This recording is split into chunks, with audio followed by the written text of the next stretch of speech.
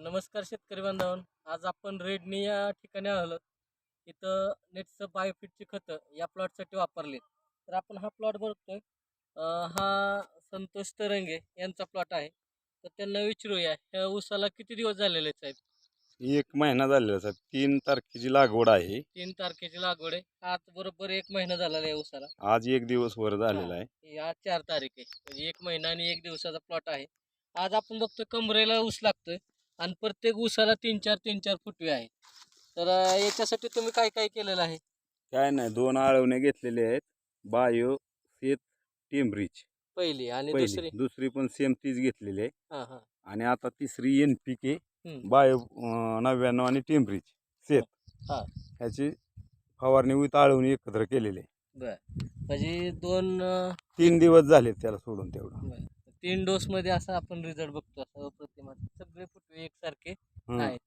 आपण बघू शकता पूर्ण प्लॉट मध्ये असे एकसारखे फुटवे आहेत आणि 5x2 ची लागवड आहे. आणि 5x2 ची लागवड आहे. तर याच्यामध्ये तुम्हाला कसं वाटतंय की आजपर्यंत तुम्ही केमिकल शेती बघता किंवा इतर लोक करतात, तर त्याच्यामध्ये तुम्हाला आणि ह्याच्यामध्ये काय फरक वाटतोय? नाही, पूर्वीपासूनच आपण म्हणजे कसं आहे ना, बायोफिटची 2008-9 पासून 14-15 पर्यंत वापरली होती.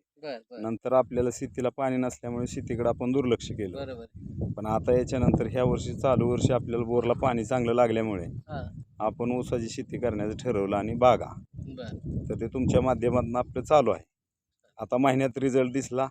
आता केळी, डाळिंब आणि पेरू याची लागवड आज आपण करणार आहे.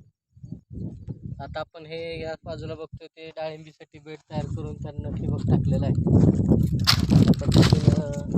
बेड तयार केलेलं आहे.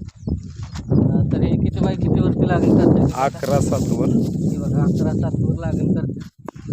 बघा हे संपूर्ण पहिल्यापासून जैविक वापरल्यामुळं माती जी आहे त्याची एकदम सुपीक आणि भुसभुशीत स्वरूपाची माती आहे.